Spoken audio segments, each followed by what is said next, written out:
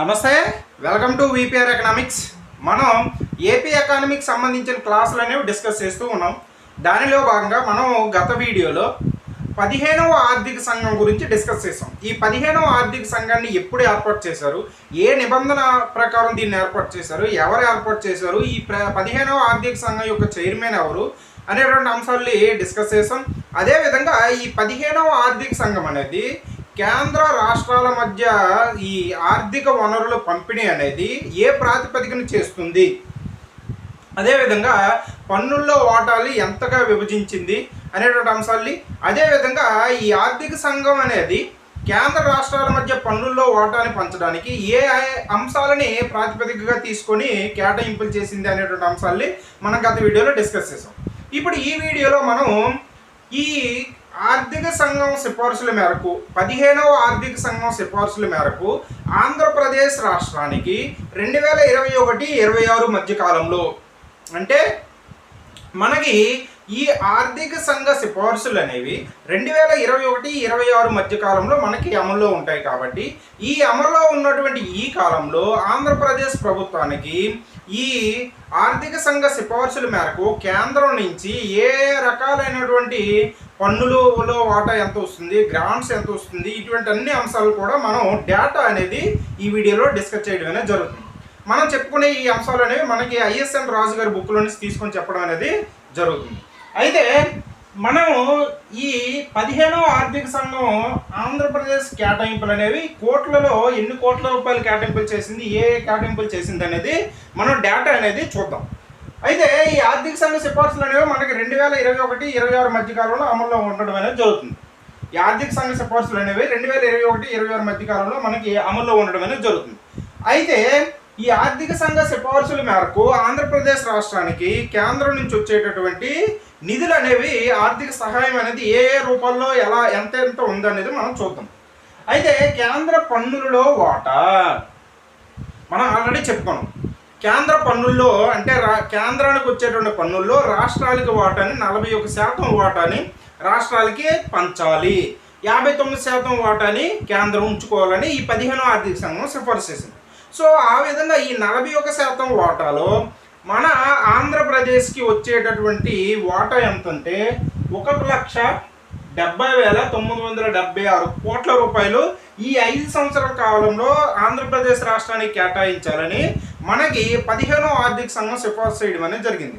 అయితే ఈ 15వ ఆర్థిక సంఘం సిఫార్సు చేసినటువంటి ఈ అమౌంట్ అనేది ఎంత శాతం అంటే 4.047%గా మనం చెప్పడం అనేది జరుగుతుంది.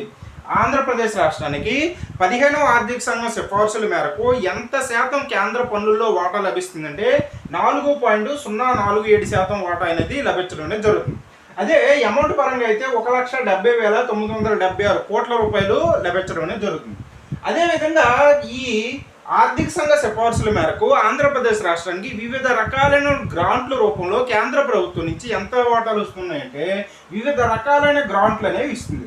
సో ఆ గ్రాంట్లో మనం ప్రధానంగా చెప్పుకునేది రెవెన్యూ లోటు గ్రాంట్లు. అంటే రెవెన్యూ లోటు గ్రాంట్లు, ఈ రెవెన్యూ లోటు గ్రాంట్లు అనేవి చూసుకున్నట్టుగైతే మనకి రెవెన్యూ లోటు అనేది ఎలా ఏర్పడుతుంది, బడ్జెట్లో మనకి 2 ఖాతాలు అనేవి ఉంటాయి, రెవెన్యూ ఖాతా, మూలధన ఖాతా. ఈ రెవెన్యూ ఖాతాని మళ్ళీ 2 అకౌంట్లు అనేవి ఉంటాయి. అది ఒకటి రెవెన్యూ రాబడులు, రెవెన్యూ వ్యయాలు. ఈ రెవెన్యూ రాబడుల కంటే రెవెన్యూ వ్యయాలు ఎక్కువ అయితే, అంటే వచ్చేటువంటి ఆదాయం కంటే చేసే ఖర్చు ఎక్కువైతే మనకి రెవెన్యూ లోటు అనేది ఏర్పడుతుంది.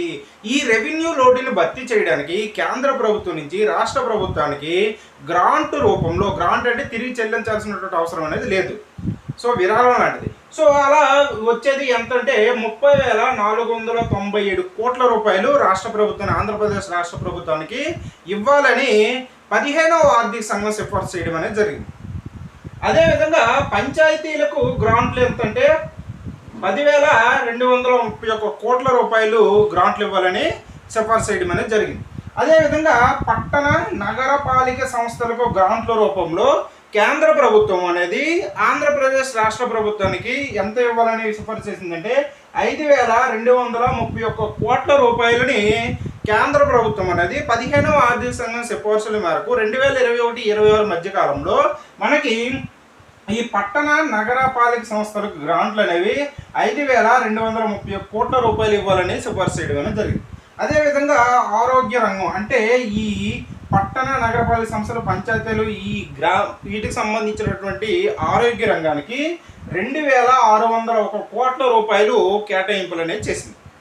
అదేవిధంగా ప్రకృతి వైపరీత్యాల నిర్వహణ కోసం ఇచ్చినటువంటి గ్రాంట్లు కానీ మనం చూసుకున్నట్టుగైతే ఆంధ్రప్రదేశ్ రాష్ట్రానికి 15వ ఆర్థిక సంఘం సిఫార్సుల మేరకు ఆంధ్రప్రదేశ్ రాష్ట్రానికి ప్రకృతి వైపరీత్యాల నిర్వహణ కోసం ఇచ్చినటువంటి గ్రాంట్లు ఎంతంటే 6,183 కోట్ల రూపాయలని 2021-26 మధ్యకాలంలో కేంద్ర ప్రభుత్వం ఇవ్వాలని మనకి 15వ ఆర్థిక సంఘం సిఫార్సు చేయడం అనేది జరిగింది. నెక్స్ట్ది మూడో అంశంగా మనం చూసుకున్నట్టుగైతే సెక్టార్ స్పెసిఫిక్ గ్రాంట్స్ అంటే వివిధ రంగాలలోకి సంబంధించినటువంటి స్పెసిఫిక్గా ఆ రంగా ఇచ్చినటువంటి గ్రాంట్లు ఆ రంగాలకు మాత్రం ఉపయోగించాలి.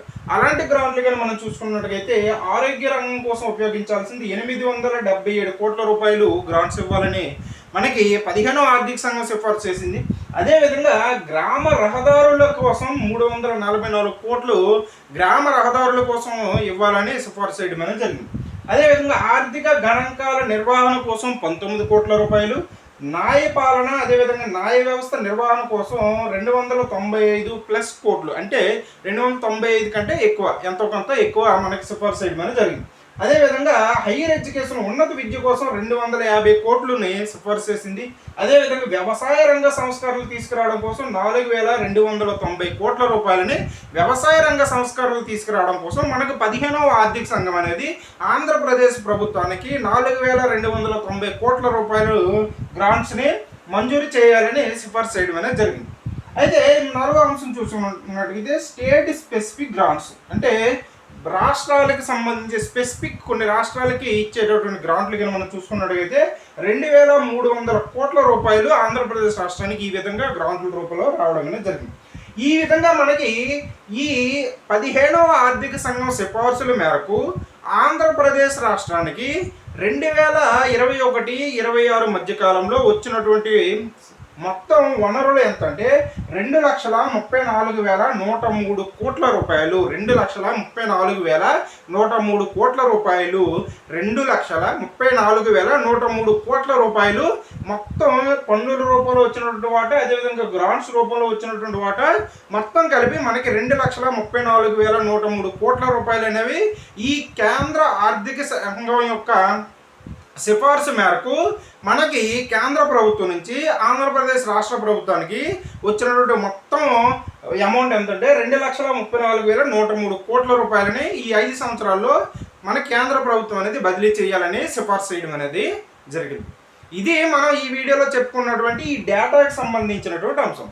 నెక్స్ట్ వీడియోలో మనం ఇప్పుడు ఇవన్నీ చెప్పుకున్నాం కదా, కేంద్ర పన్నుల్లో వాటా అదేవిధంగా వివిధ రకాలైన గ్రాంట్లు అనేవి ఉన్నాయి కదా, వీటి గురించి డీటెయిల్డ్గా మనం చూద్దాం. ఎందుకోసం అంటే మనకి ఈ ఆర్థిక సంఘం సిఫార్సులు అనేవి మనకి ఇండియన్ ఎకానమీలో భాగంగా కూడా ఉన్నాయి. కాబట్టి మన ఏపీ ఎకానమీ పరంగా కూడా కొద్దిగా ఇచ్చాడు, దాన్ని ఇండియన్ ఎకానమీ బుక్లో ఇచ్చినటువంటి అన్ని అంశాలు కూడా మనం డిస్కస్ చేసేసి ఒక్కొక్క దాన్ని డిస్కస్ చేసేస్తే మనం అది కూడా నేర్చుకున్నట్టు ఉంటుంది. కాబట్టి మనం నెక్స్ట్ వీడియోలో వీటికి సంబంధించినటువంటి ఒక్కొక్క అంశాన్ని మనం డిస్కస్ చేస్తూ ఉందాం. ఇది మనం ఈ వీడియోలో చెప్పుకున్నటువంటి అంశం. ఈ వీడియో కానీ మీకు నచ్చినట్టయితే లైక్ చేయండి, షేర్ చేయండి, సబ్స్క్రైబ్ చేయండి. Thank you.